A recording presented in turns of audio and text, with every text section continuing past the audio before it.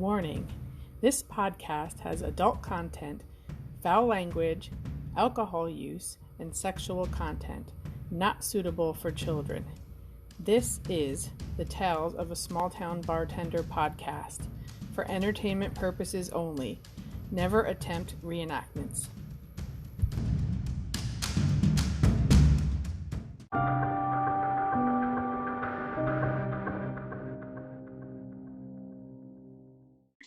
Hi, this is Tales of a Small Town Bartender, and this is your host, Toni.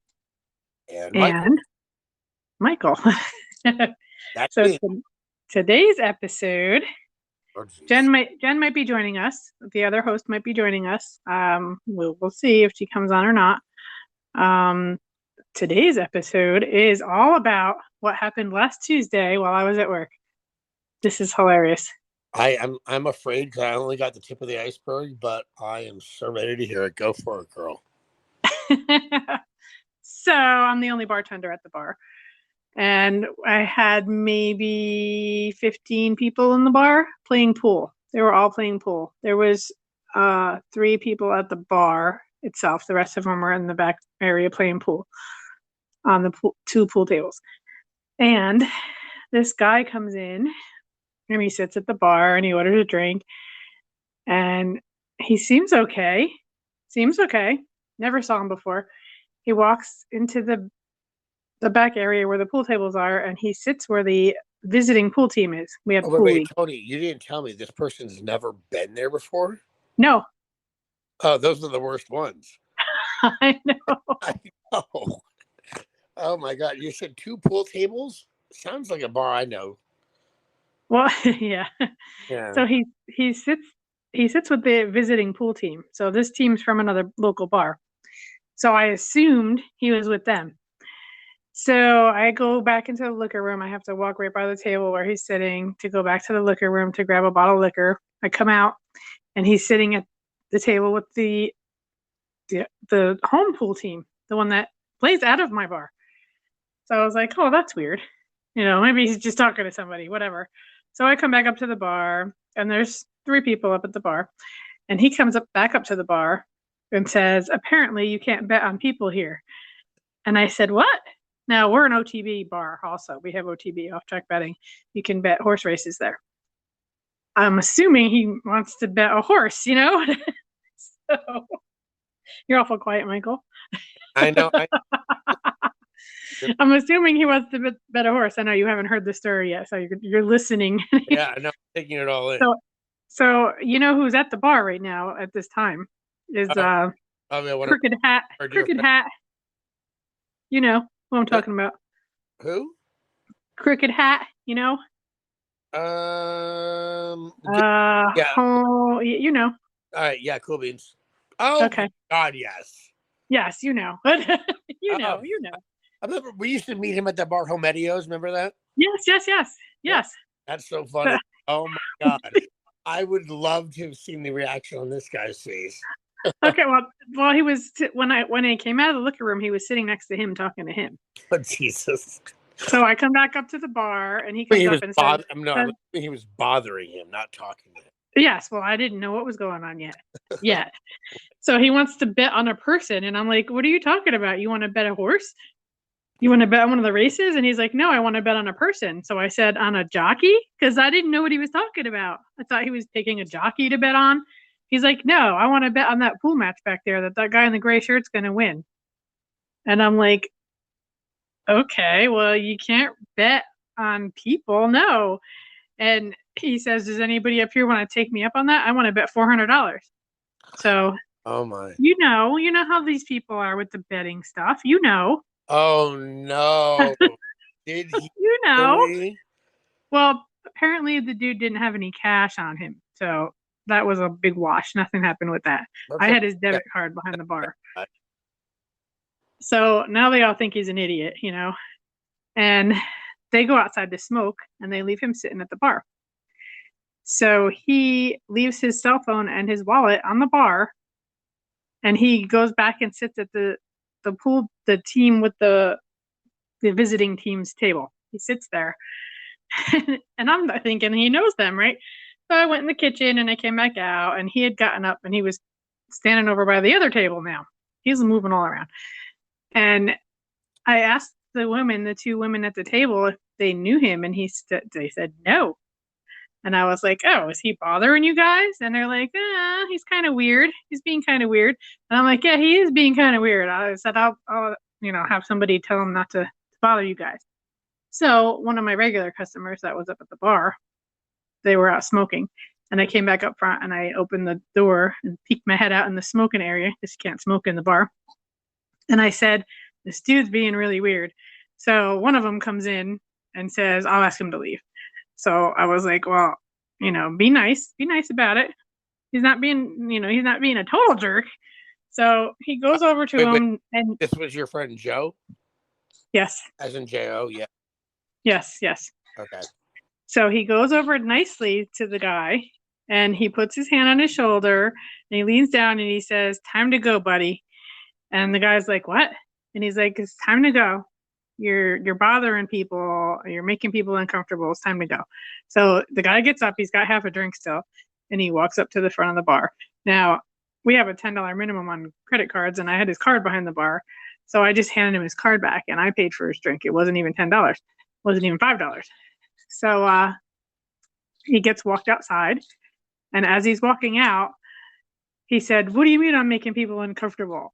And then he said, "I'm a sheriff. I'm going to call the sheriffs on you." And the man walking him out says, "Okay, go ahead, call the sheriffs," like just humoring him.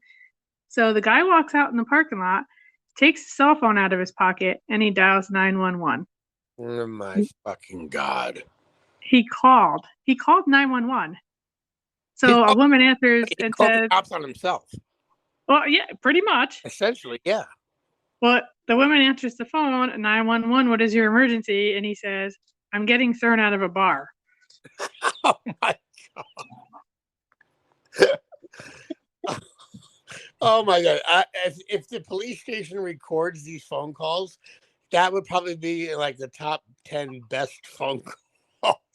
Oh Well, it goes on. It goes on. Let me tell you. oh my God.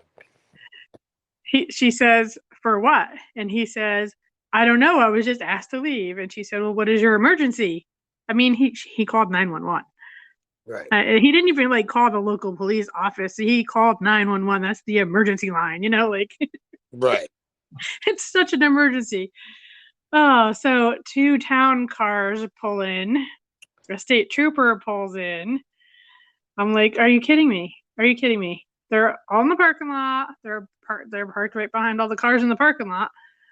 That's bad for business. Bad for business. So the one officer comes over to the door, and I stuck my head out and I said, "I'm the one that asked for him I asked the other guy to ask him to leave." And the officer says, "So you want him out?" And I was like, "Yes." And he said, "Okay, does he have a tab?" I was like, "Nope." "Does he owe you money?" "Nope."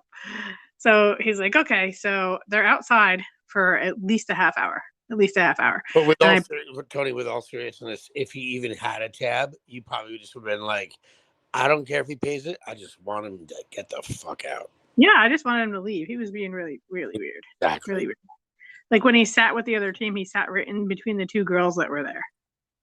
That's just weird. Yeah, it's just weird. And he didn't even know them. And yeah, I don't know.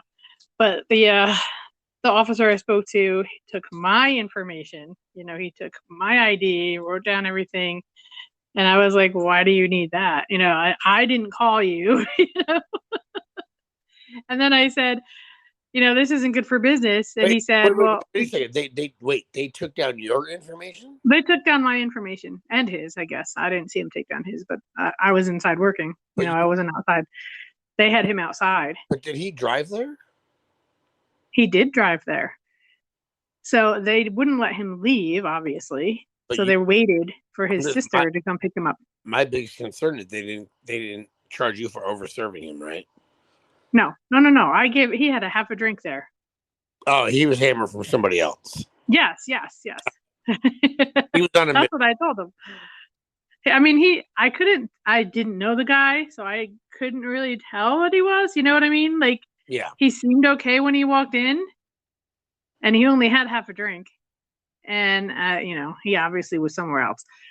But anyway, his sister comes to get him, and they finally let him leave. But when I told the cop before his sister got there, this isn't good for business with all these cop cars out there, he's like, oh, well, we don't want to leave him. He could drive away, blah, blah, blah. And I said, I can't even imagine that somebody would call 911 for getting kicked out of the bar. Why would you call the cops? And he said, it happens all the time. Whoa, the cop said that? Yes. Shut the front door. He said that people call the cops all the time, especially from the bar up on the other road, Yeah. the college bar. You know which bar I'm talking about, because the bouncers kick them out and they call the cops on the bouncers. No, wait. The local college that we're not talking about, but those kids with all Yeah. with fake IDs call the cops. Yeah. They call the cops because they get kicked out. Fucking 911 with a fake ID in their pocket.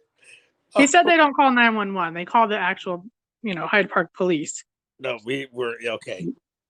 Went there, but yeah. Yep. Yep, went there. Anyway, that's they don't call 911. Like this dude did. So and oh, that's freaking hilarious. And he admitted to the cop that he said he was a sheriff. So, but admitted, was he or was he not? Was it a lie? He was not a sheriff, and he admitted to the cop that he said he was. Yeah. And this dude calls himself a sheriff, calls 911, doesn't get any tickets or anything, and then his sister comes and gets him. Now, I play on the pool league too, so after I usually play the last match. So the last match of the night. Oh wait, you play the last match? I play the last match usually. So that means you're a good shot then, right? Well, no, because I'm bartending. He wants to wait till the bar's emptier for me to shoot, so I don't have to try and get drinks in between. But I was playing the last match, and somebody had gone out front to smoke and comes back in and said, I think that dude's out there with a flashlight. And I'm like, he came back? Seriously, he came back? So we're looking out the window, and he's outside with the flashlight looking in his truck because his truck's locked. He didn't have his keys. He couldn't get in it. And he's got the flashlight, and he's looking, I guess, to see if his keys were in it, maybe. And he's looking all on the ground around it. I think he lost his keys. And then Hold on. Does yeah. It not sound familiar? It does sound familiar, right? I know. We can talk about that one too. Oh, God. We can talk about that one too, but let me finish this one because I'm almost done with this one. No, it's all good. So he's looking for his keys, and he's got the flashlight, and he's going around everybody's cars. So one of the guys whose truck's out there, he goes outside and is like, what the hell?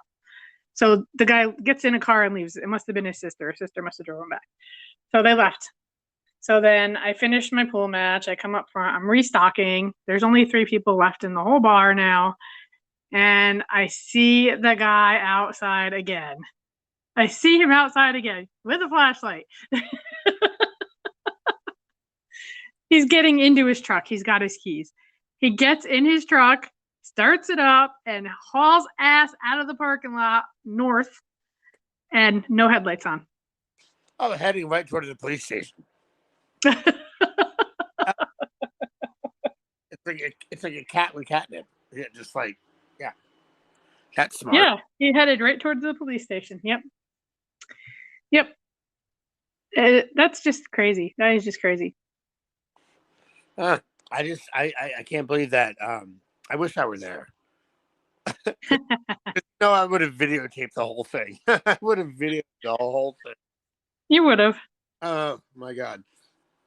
Because it wasn't a scary thing. If it was a scary thing, you would have hid. No. Honestly, Toni, to be honest, Miss Antoinette, and by the way, listeners, you guys need to realize that Toni is known for turning her camera on and setting her phone in between bottles and recording how sloppy I've gotten at the bar. So I am disappointed in you right now because I want to. Your cat reflexes were not fast enough to turn your camera on. Oh, I was busy that night. I guess so. Oh my God, the police. Ugh. So talk about Well, losing keys on the talk ground. about losing keys. Yes. Oh dear God, we didn't. No, we never talked about this in the previous, did we? No. Oh, okay, listeners. This is kind of a morbid topic. So, for all you younger listeners, I would definitely say mom and dad should. This is sad, but at the same time, you cannot make shit like this up. Yeah, Am I- definitely. exactly. So, I'm at the bar after I got off work at a local restaurant, very, very in close proximity to the bar. So I would get off work and I would always go down there, and that's how I got to meet Toni, and we became friends. So, oh God, years and years ago. But, and by the way, this bar, even though I have been going there for like 8 years, I'm still considered the new guy. Like that's how. Okay. Yeah. I just want to say I just Googled it. So it was November 2013 that this happened. Oh, all right. Just So like apparently, a, November 12th, a customer comes in a little distraught, and yeah, I this is really, it's not a positive memory, but it's something that has to be told because it's just ridiculous. And this patron came in and sits at the bar, and you could tell he was in an upset mood because a large conglomerate corporate company took over two places in our local town, which basically took his local business away. Um, and he was a very proud father, and to children and his wife, and he basically lost his business due to big corporate America coming into town that can provide cheaper prices and all that kind of stuff. And so he came in, or he was probably maybe a little intoxicated when he came in. But I buy the guy a shot of tequila. That's what he wanted, so I bought it. yep. And And I served it to him. uh, and we thought nothing of it. But he just got so emotional, and I don't know whether he had maybe a flask in his pocket, but he went from zero to hero in 2 seconds, or should I say the opposite, hero to zero. Yeah, Yeah, I'd say the opposite. exactly. And I mean, crying and tears, and we were going to let him drive, and he could not find his keys, even though they were on the ground outside of his minivan, right? It was an SUV. Yeah, oh yeah, something like that. And then did he? I can. When you're done, I'm going to read the article. No, no. Oh no. Okay, so you're gonna chime in right now because I can't remember exactly, but didn't we get him an Uber to go home? George was there with him. Okay, When we left. I know and then but he we couldn't find both he couldn't find his keys. He was getting an Uber. He was calling an Uber. right, and it was so ridiculous. And then the Uber driver was so pissed off that he returned him to us. Oh no, that wasn't him. That was a Okay. different one. Oh, okay. Oh, okay. That was a different guy. No, we left. We left that night. I drove you home. Yeah, that okay. So that's another story. Okay, so anyhow, so this poor guy was so distraught and so felt like he was a failure to his family. And I bought him his last shot. Toni served it to him. He left. And now, Toni, I'm going to let you take this one because I don't want to feel responsible. Neither should you. Neither should you. Each No. their own. Everyone makes up their own decisions. But go ahead and read the article. All right. So this was published November 22nd, 2013. All right, listen to this. When we say this is not fake news, okay, Central New York News. Donald It's Trump is no longer in office. This is not fake news. This is oh, stop. the real shit. Okay, Shut up. There is no politics on this. No politics. No, and no Okay. religion either. Anyway, New York pharmacist Abbas Lodi shot to death his wife, then killed 2 sons and himself, police say. In this photo, I don't see a photo here, but it says in this photo taken on Thursday, November 21st, 2013, state police removed a vehicle in a supermarket parking lot in Pleasant Valley, New York, where 49-year-old pharmacist Abbas Lodi and one of his sons were shot dead. A Dutchess County pharmacist killed his wife and then used a shotgun to kill his 2 sons and himself in what state police called a senseless tragedy. They still can't explain. Abbas Lodi first shot. And well, hold on. And yet they can't explain, but it might have been that one shot of tequila. And I swear to God, shut up, Michael. I paid for it, and I'm just like, shut up, Michael. You tell me. No, I know it's not incriminating. Whatever they do when they're drunk is fine. But I felt so when you told me that story, I'm like, oh my God, that's the guy. And you and I were like, holy shit. But he lied to us. He said he lived in Middletown. Yes, he did say he lived in Middletown. Yeah, he came in and lied and said that he owns a local business. Never what it was. He had. I think he had another pharmacy in Middletown, though. Well, it says here, Abbas Lodi first shot Sarwat Lodi, his wife, then killed 13-year-old I don't know if I can say that. Mutaba and 9-year-old Zane. State Police Trooper Melissa McMorris said Friday. His body and those of his children were found Thursday morning in their hometown, Pleasant Valley, a 90-minute drive north of New York City. Sarwat Lodi's body was found Friday afternoon by a homeowner along a road 13 miles away in Wappingers Falls. Where was the final scene though? Wasn't that in a grocery store in Pleasant Valley? That's where his vehicle was in the parking lot with 2 bodies in it. Do you mind if one of his sons and his? But is it okay if we say the name of that grocery store? It's Acme. Oh, I thought it was Tops. No, Acme. Oh, I would have been more impressed if it was Tops. No, Tops is in LaGrange. Well, I mean, he was in Wappingers. It would be more impressive if he was at BJ's. Oh, jeez. Do you always have to bring in the gay, Michael? No. Okay.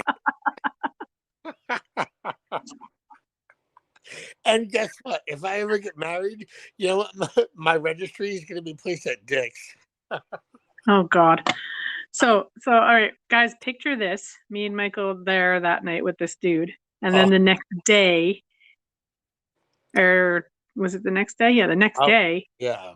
Finding out that he did that. It was on the news. Like they had his picture up on the news, and I called Michael right away, and I'm like, "Oh my God, are you watching the news?" And I took a screenshot or a picture. I took a picture of his picture on the TV and sent it to him. And I was like, "This is the dude that was in last night." It was crazy. Listen, you cannot make shit like this up. People are freaking crazy. Yep. I know. I mean, I have my fair share of crazy stories too about myself, but Jesus, never, ever would I offer. Oh, that's just, I know. It was that's extremely sad.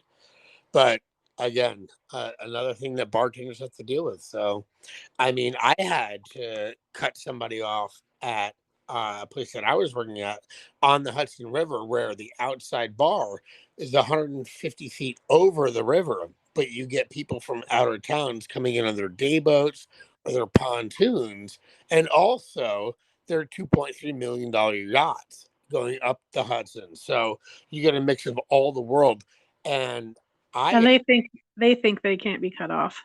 Oh no, not it's not even the ritzy or rich. It's the locals that come down from the other local boat yards along the Hudson or from the Rondout Creek, and they're on their little day boats, and they're like, but I don't mean to be rude for voluptuous women out there, because I'm actually a little voluptuous myself.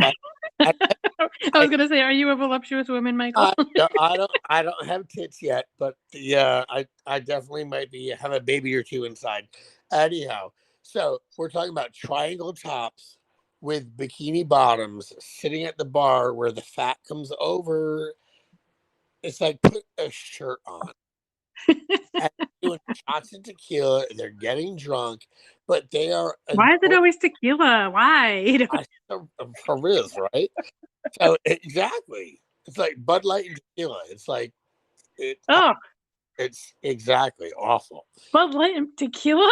Like no, well, anywho, so I actually had to cut somebody off, and they went ape shit. And then when I say they were like, oh, we want to talk to the manager, and the manager comes over, and the manager's like, yeah, you need to go back to your boat. Don't even bother paying your tab. We don't want your. I hate to say that I cannot believe the manager backed me up and said, we don't want your white trash at our bar. Oh, wow. I know. And like they literally pulled up in like a 1973, like, I don't know, some sort of fishing, but they were all from the HP area, and you can only imagine just how crazy they got. But but they were dropping the F bombs and all that kind of stuff. So there's a time and a place where you do need to cut somebody off. So the whole Did anybody moral, ever call the cops there when they got kicked out? there was a guy that no, there was a bride that was peeing in the bushes. A bride? Yes, because Did you say a bride? yes, you know the place. Like in a wedding dress? Yes, you know the place that I worked Yeah. also hosted weddings. Yes, I know. Yes, and Also has a bathroom. Isn't that funny? yeah, well, I think she pronounced that. Oh yeah, and then her mother actually asked for extra to-go bags, so in case she had to lose her stomach, because Ugh. no, she was prim and proper through the whole Ugh. wedding, prim and proper, and then after the wedding, they came over to where I was working, and the other bartenders were all about, oh, shut it down, close out before they come over. And because the more hours I work, the more money I got out of the tip pool. So they, they're all like, yeah, Michael, get out of there, close it up. And one of the groomsmen had come over and said, stay open for us. And I'm like, all right, I'll do. And when they walked in, and the first thing they said is 45 shots of Patron. 45. 45 shots of Patron. Holy crap. Well, not only did the bridal party or the wedding party, the groomsmen, the family, they all said, oh, by the way, the restaurant next door is going to stay open just for us. And then the bride wants me to put on like Drake. And she's like, now it's my time to get drunk. Oh, but putting a limit, but that's the whole moral of the story, is putting a limit on people can bring out either the best or the worst. And I don't think I've ever heard a story like yours. Oh my God, who calls 911 on themselves? I wonder where he was before. I wonder if he got kicked out of there. I would like to find out if we could. I know, right? Wouldn't that be funny? You should have gone into his wallet and found out. I don't go through his wallet. I don't go through people's wallets. I know. But oh, geez. It's just crazy. Well, anyway, two of the guys ended up staying with me till I closed, just in case the guy came back again. You know. Just FYI, listeners, I used to do the same thing for Tony. So, well, one of them got pulled over on his way home, and I felt bad. He didn't get a ticket though, thankfully. It wasn't Joe, was it? No. Okay. All right. It was the other one's brother. Oh, all right. The one that he was sitting next to, Cricket Hat's brother. Oh, I don't think I've ever met Cricket Hat's brother, but maybe I have. Anyway, but I'm so glad that they let him go because you stayed behind just to help you out. That's awesome. So I felt so bad. I was like, "Oh my God, are you kidding me?" Yeah. Oh, and I had said to one of the guys inside, joking around, that one of the cops was hot. You know which one I'm talking about. I know exactly what I'm talking about. Fucking hot cop on the force. And by the way, so I said, well, at least the cop was hot. And then I was talking to he works late nights, and he's actually the hot. And believe it or not, he told me if I ever needed help with my situation that I am because I need to get stuff out of my ex's house, and he said I'd be more than happy to escort you there. And I'm like, Oh, you would love that. and like I said, they come complete with handcuffs. Hello. Well, the guy that I was saying it to, I was joking around, but I was talking to the other officer at the end before they left, and he comes outside and goes, "Oh, is this the guy you thought was hot?" And I was like, "Oh, embarrassed." It wasn't him. It wasn't that. It wasn't that guy that I was talking about. He's like, "Oh, is this the cop you thought was hot?" And I was like, "Oh, you're an ass." Yeah. It was. I didn't want to turn around and say no, the other one. No. Was that Jay? Oh God. All right. So, what is going to be next week's topic of discussion? Can we ask our listeners to possibly chime in and tell their stories? Or Yes, I have a whole list of ways to contact us to give us your stories. awesome. I have a whole list here. So we have an email, which is talesofasmalltownbartender@gmail.com. Mm-hmm. We have Patreon, which is our subscription. You can subscribe to us at patreon.com/Tales of a Small Town Bartender. We have a Facebook group, which is facebook.com/groups/, this is Toast B, TOASTB, which is Tales of a Small Town Bartender. Cute. Yeah, isn't that cute? We have an Instagram at small-town bartender. We have, let's see, TikTok, Tales of a Bartender. Okay. And we have an Instagram. Oh, I said Instagram. We have a Twitter. And that one is at bartender_tales. Are you a Twitter or are you a twatter? You're funny. You're funny. Wait. So the best way to contact if you have a story is our Gmail, which is talesofasmalltownbartender@gmail.com. You guys said that already. If you guys seriously have a story worth telling, I think that Toni might love to have you chime in as a guest. And I would like to add that one of these times I can remember and write down the tales of a small gay bartender in a town where there's no gay bar. So, yeah. Yeah, there's none. Nope. There's none anywhere nearby now. I've been telling you right now, Toni, if I had the money right now to back it up, and all for you listeners, if we start a page and you want to open a gay bar in the Poughkeepsie area, like, help us out, because it would be epic. Because now that everybody's moved up from New York City, there's all these floating gays all around, but there's nowhere. You're right.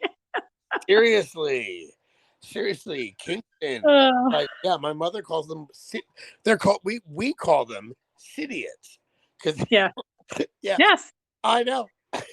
And they walk into a bar and they order a drink and they literally, you tell them, all right, $4, and they're like, I'm sorry, what?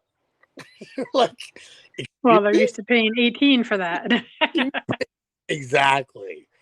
Gotta love my $5 Manhattan at SpaghettiOs. So SpaghettiOs. I had to. I shorted. Oh my God! I promise there's no Coke. I swear. Oh, Jesus Christ. Okay, Toni. If you want to go ahead and continue this one, I'm gonna have to. Are we ready to sign off, or do you want to? Yeah, we're ready to sign off. All right, you guys. So listen, anybody listening out there, please do chime in after listening to this week and fill us in with your crazy stories and how we can relate. Because I'm telling you right now, they're going to keep on coming, because this is chapter 2 in a novel that is over 1,000 pages long. Yes, definitely. We definitely want to hear your stories too. Yeah. Yep. All right, Toni. I love you. Oh, love you too, Michael. You have a great night, sweetheart. Kisses. You too. Good night. Bye. Good night, everyone. Good night, too.